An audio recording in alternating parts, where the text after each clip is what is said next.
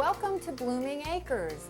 It's summertime and we've got lots going on. I want to go over to the nursery and show you some wonderful things that are going to bloom all summer. And we're going to put up a nice little herb garden that's going to work real well on a balcony. And I've got something wonderful I'm going to cook. A friend of mine gave this to me. It's such a simple recipe. It's so delicious. I can't stand it. We're going to save that for a little bit later. And today's Magic's birthday. She's 4, so we're going to have a little birthday party for Magic as well.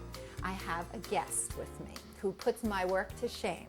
She is a decorative painter and she does the coolest stuff. It's called distressing and aging, which, you know, we're all going through a little bit of that. But this puts it in a whole new light and turns distressing and aging into something we all want to do. So thanks for coming, and I want to learn how to do all of this. Not that I have time, but I want to learn how to do all of it. Show me what you do, Barb. Okay, great. We're going to look at all different types of distressing and aging. I'm going to start with the simplest one, which is called glazing. Now, these techniques that you do for other people? You go into their homes and do this for them? Is that how it works? I do this for them, and what I do is I do a sample, and the sample could be for kitchen cabinetry, it could be for a fireplace, it could be for a piece of furniture. It's got multiple uses. So what have you got here?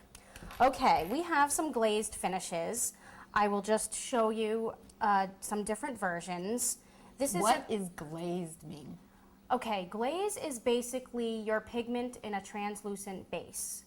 So you can take some latex paint and mix it into a latex glaze. You can get them at the local hardware store or paint store.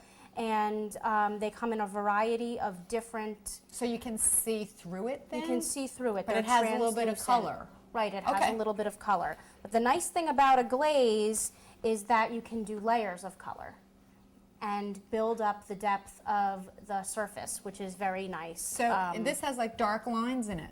Right, now this is all the same glaze, but the nice thing about it is it's heavier in the areas where you have your crevices. So it just goes in there nice and thick, and so it looks darker? It goes in there nice and thick, and then you'll wipe away the glaze. Oh, on the flat surfaces, and it stays in the crevices. Right. I did that a little bit on that piece of furniture that I did in the bathroom, where I kind of rubbed it on and it got darker in the crevices. Right, and that's one of the easy steps to antiquing and aging. It gives it an old finish. So this is the same thing? This is the same technique, and this is a wonderful technique for cabinetry. I actually did a kitchen cabinet set in this technique, and I have a nice picture of that. This is a different technique. This is... It looks like it has a texture to it. It does. There's sand in the paint in the base coat. You just mix sand so we in? Mix Is there special sand, or do you just... There's sand that you can get at the paint store. You know, you don't want to just go outside and take a clump of sand. No, not from the beach? You probably want it to be clean, maybe from the beach. Maybe, okay. And then you paint it on with the base coat, and then you do a glaze over the top. Oh, I use them on my top of all my doors. I use the ones that are more like daisies, but I think that kind of thing, there's a name for that piece, and I think it adds tremendous detail, and by putting the color on it, it's even better. Well, the nice thing about it, again, is it creates that aged look. We're kind of getting close to our project. Okay. So this is the technique that we're going to do. On here? On here. This is the reverse color. Okay. This is a reverse colorway, but I just wanted to show you for a fact. There are little dings in the wood, which you can see create a little bit of distressed effect. Those dings were made with a bicycle chain, of all things. A bicycle? What do you just... Yep, whack away. If you're having a bad day, you distress the wood. Okay. Right, pick a project for your mood. Okay, all right, I can go with that. I do some very serious weeding on bad days. The red is painted on, that's your base coat, 2 coats of base coat. The black is put on with my finger. You just kind of rub it on? Rub it on, and the gold is rubbed on as well. You wait till the black dries, and then you rub on the gold on top of that? Mm-hmm. Okay. So we're going to put the gloves on. So, unless I'm wrong, you are taking your 2-year-old, 3-year-old, 4-year-old, 5-year-old self, where we all made messes with paints and did wonderful things, and turning it into a career where you get to have fun all day long, every day. All day long. Oh, that's so every wonderful. day. That's so much fun. I'm very jealous. Well, I do a lot of neat things too, but this looks Right. like it's very exciting. Well, we started with our black base coat, and that's already And been that's what done was for painted. us. That's on here. So There's what two kind of coats paint of is base that? coat. It's just a regular latex paint, and pick your black. There's 100 different shades of black, believe it or not. And white, black and white. They're Black the two and white, hardest colors right. to pick. Okay. Now this is our red, and that's going to be our undercoat, and this is really simple. We're just going to dip our finger and wipe it off a little bit, and just rub the edges of. So you're just trying to get it on the paint. highest surface? You're getting it on the highest surface. Can I do some? Absolutely. Paint away. Okay, just a little. We're going to do all of the high surfaces of our piece. It can be heavy, it can be light, but you want to really pop the details out. Wow, that looks magnificent. That's our first coat. That wasn't too hard. Not too hard at all. We'll let that dry and then we'll apply our gold. Okay. Well, that's dry. That took 5 minutes, 6 5 minutes, minutes. something like That's that. the beauty of latex. Okay, well, the next step is the gold, and we're going to do the exact same thing. I have red on my finger. Can I do that? It's all right? It's dry. It's dry? Okay. So we continue with All right, the now would you- gold. I'll start. Put a little bit on your finger. Tiny, tiny bit less than with the red? No, it doesn't have to necessarily be, and it can be heavier in places and lighter in I places. can do this? You can. Let's go.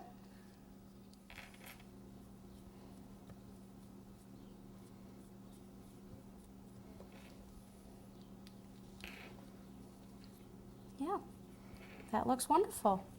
Looks great. And that's it. It dries and we're done. And then we hang it on the ceiling and away we go. Well, we can, Or, or we can age it further by glazing over it to give it an aged look. so just put glaze on it without any color? Well, the glaze is a brown glaze. Okay. It's already mixed, after this dries, of course. And you age it by So there's wiping one it more off. step? One more step. Okay, okay. Well, we mixed the glaze already, and I just mixed some brown paint in with my glaze. So it's medium. going to put a slight brown color, but we're going to be able to see through it to see all the other colors. Is that right? Right. Okay. So we're going to apply it with Oh, I get to a do some bristle too? brush. Yep, we have our bristle brushes, and then once it's applied, we're going to wipe it off. We're going to put it on and then we're going to take We're it off. putting it on, and we're wiping it off. Okay. And so we'll wipe it off with some cheesecloth, and I've got a bunch for you, and I've got a bunch for me. So without further ado, Okay, you start. okay, But it's getting all brown. it's okay, we're wiping it off. You'll Okay. see, you'll see.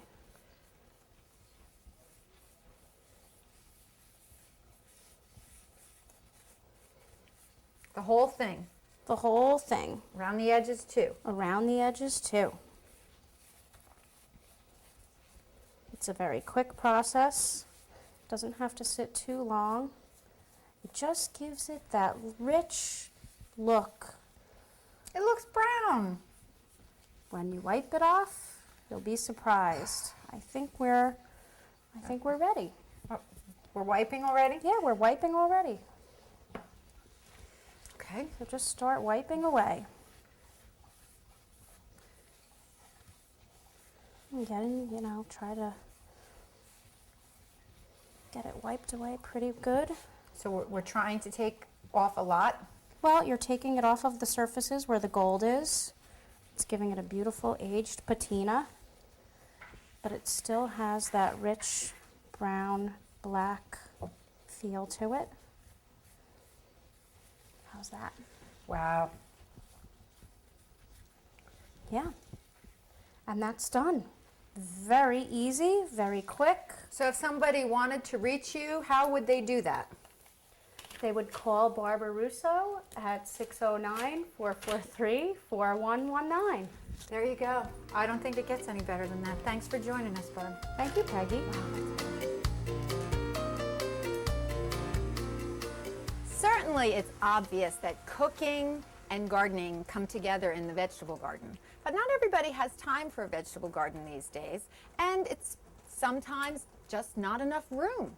But what I have here is going to allow cooking and gardening to come together on a small scale with a containerized herb garden. And we have this huge container, which is really quite beautiful. It's this beautiful shade of blue. And all of these herb plants, and we're going to accent it with some flowers to make it beautiful as well. And you'll be able to put this on a patio, on a deck, on a balcony, even in a very sunny sunroom kind of place, or one of those big bay windows. And in many cases, you'll be able to keep it over the winter as well. So I have all these. We have oregano, and we have mint and thyme, and of course, you know, what would an herb garden be without a little bit of basil? But to brighten it up, we have some really pretty bright red New Guinea impatiens. So I have this container, and you can see it has enormous holes in the bottom, which is great for drainage, except it's kind of a problem when you go to fill it up with soil because all the soil falls through.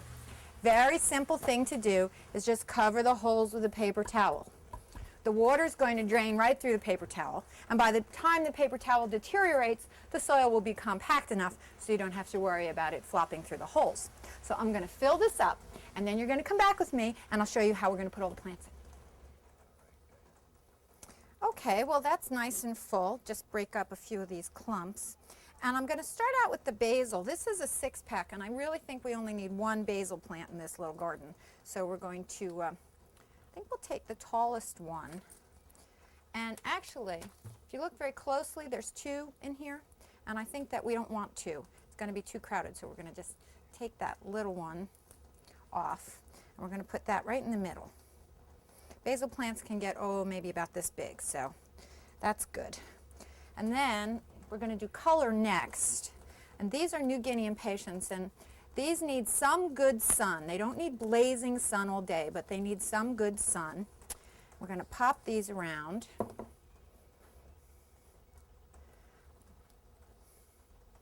We'll take that flower off. These were outside in the rain, and some of the flowers got hit kind of hard, so we're going to take them off. As you can see, it's covered in buds, has lots of buds coming, so this is going to be making flowers for some time.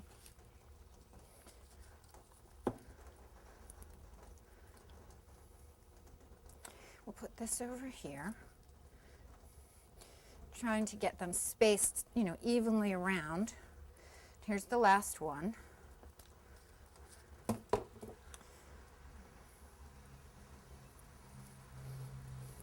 Okay, that's 3 there. That brightens it up already. Now, we've got space. This is a mint. I'm going to put this mint a little bit in, not on the very edge, outer edge. And then this parsley also, we're going to put this is a curly parsley, which is much more decorative, I think, than the Italian parsley. Sometimes I prefer the Italian parsley for flavor, but since this is also going to be decorative, I like this one in this case. So we're going to get this right in this little spot. Okay, and now I love this thyme. The thyme is really pretty because it's going to hang over the edge and soften. Let's see if we can't get this on this side. We'll turn this. Oh, it does get very heavy. So we'll put this one right over here in this spot. Look, it's even got little tiny purple flowers. And then I think we can get this oregano on this side, right next to this parsley. Maybe we'll just move that over a bit, kind of push that down, and I think we'll be able to get that right in there, take out that, and there we go. A beautiful flower and herb garden that you can put on your deck or patio, and you can harvest the herbs, enjoy the flowers, and even in a very tiny, tiny yard, a condo or an apartment, you can cook and garden at the same time.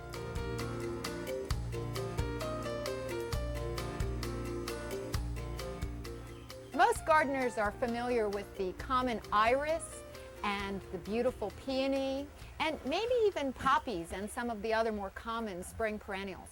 But there are an awful lot of perennials that bloom in the summertime. And with careful planning, you can have perennials bloom from early spring through to the end of summer, even late in the fall. So I have around me a whole bunch of these summer blooming perennials, and I'm here with these perennials at Village Nursery. And I have with me Mike Mendenko, the owner of Village Nursery, and he's going to tell me what we've got here and exactly what these plants are going to do for us. Right, Mike? Right, Peg. So, Are you going to plant these yourself?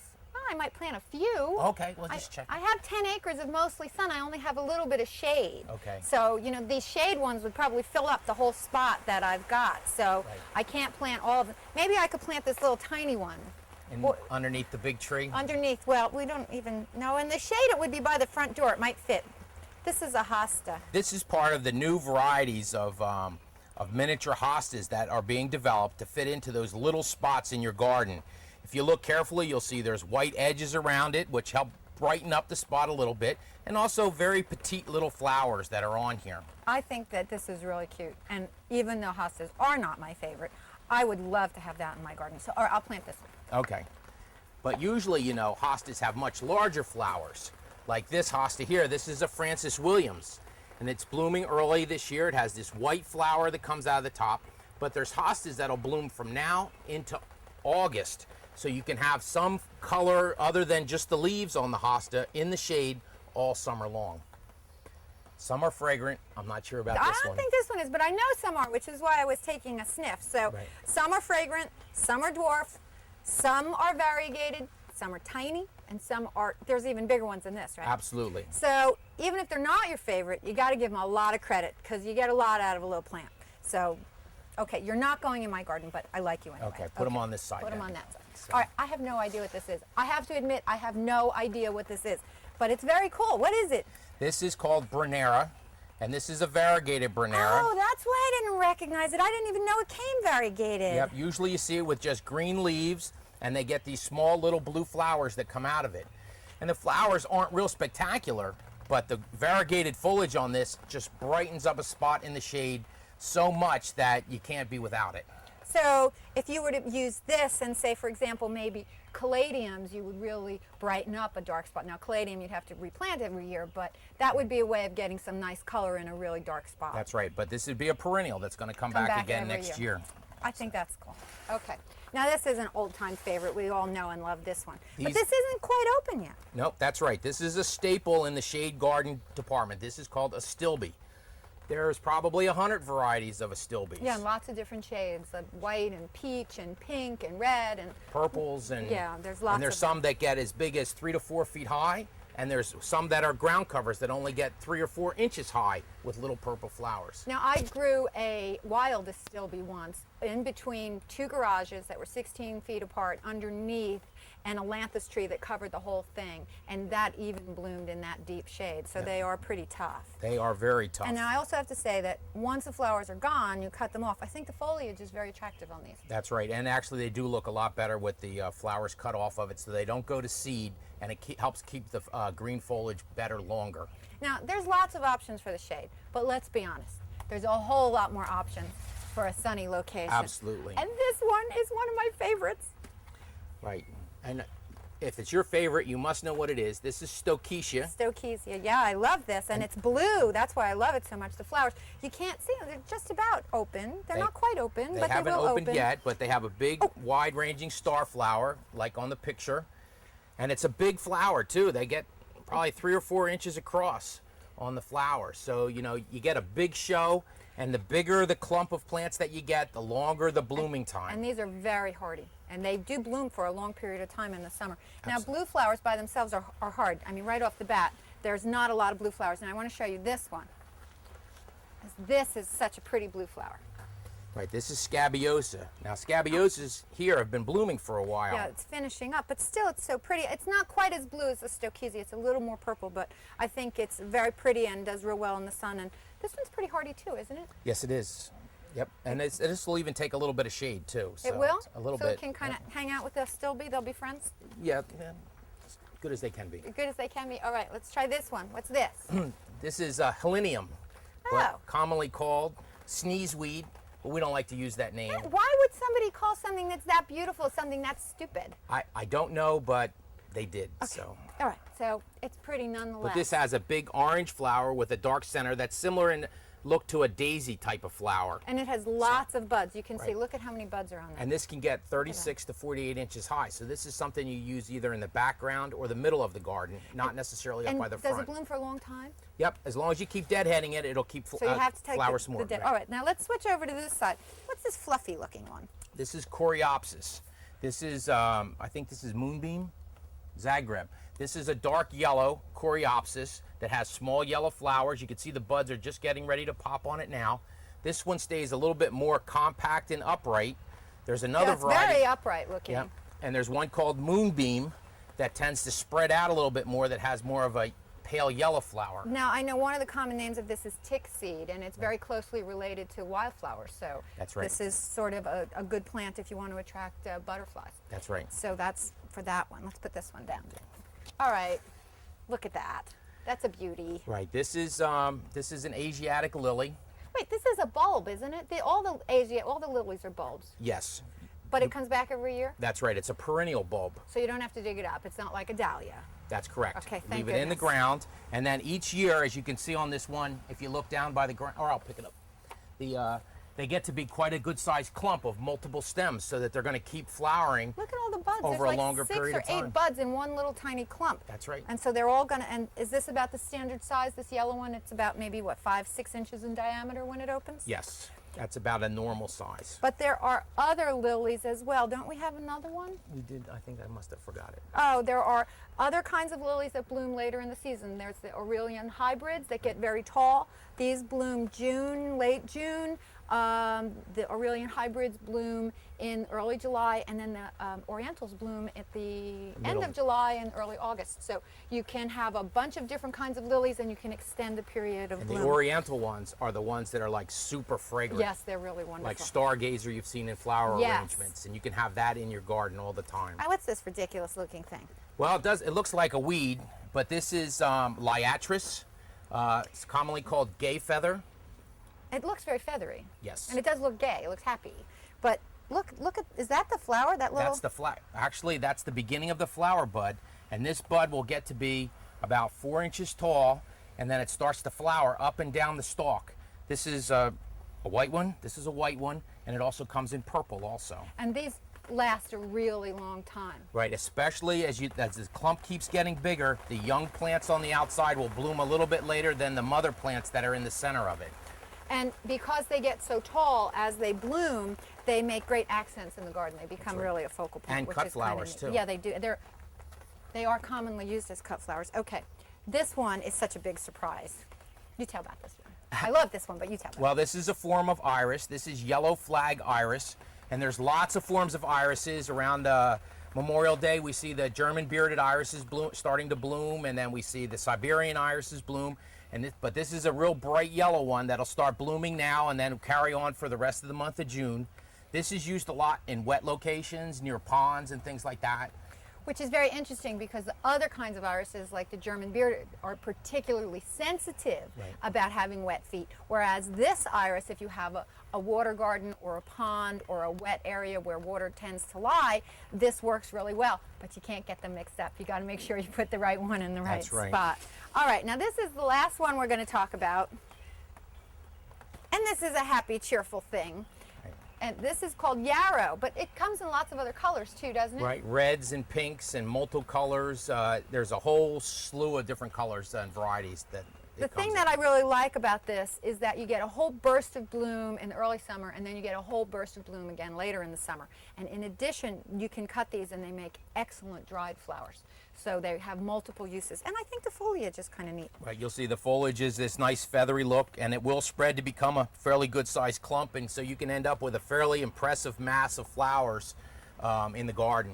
And they also are very long lasting as cut flowers as well. They are. So we have a whole bunch of options here. You can have your perennials blooming throughout the summer, and we haven't even touched on the fall blooming ones yet, and there's a whole, but we'll do that next time. But thanks for joining us, Mike. You're very welcome, and if you need help carrying all this to your car, just let me know. Okay, thanks, Mike. Okay.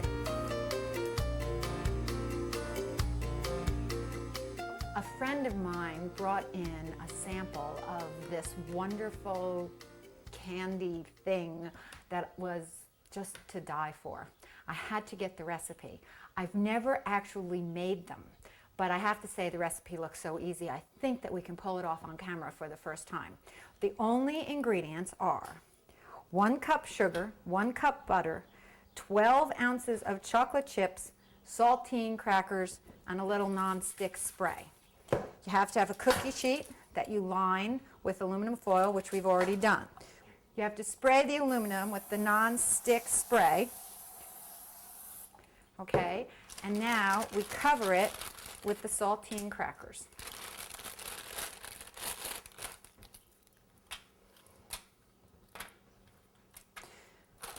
The butter and the sugar have to be melted together and have to be cooked for about 2 minutes.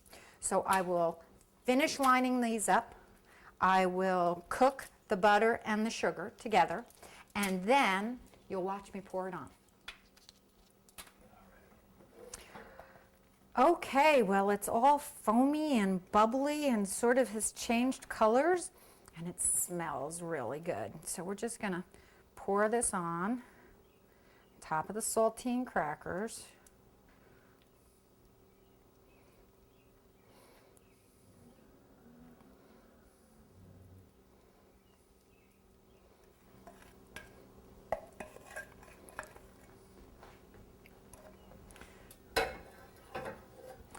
All right, just spread it around a little bit.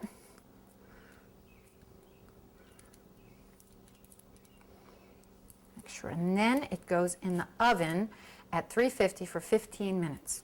So I will pop it in the oven, and then we'll bring it out, and we're going to cover it with chocolate, okay?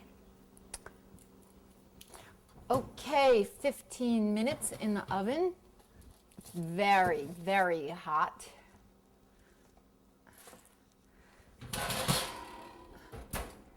And now we sprinkle the chocolate chips on top.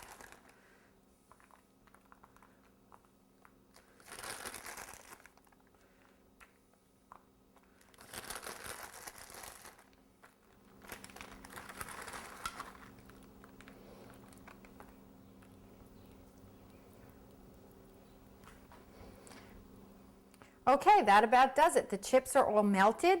It's all smoothed all over the top. It goes in the freezer for 30 minutes. You take it off of the tin foil, and it becomes rock hard, caramelly, crunchy chocolate. Absolutely luscious, and it couldn't be easier. Well, today is Magic's birthday, and it's hard to believe that she's already 4 years old, but she is. And so Magic and I would like to say thank you for joining us at Home with Peggy, and she is going to dance for you. And we will see you next time here at Blooming Acres.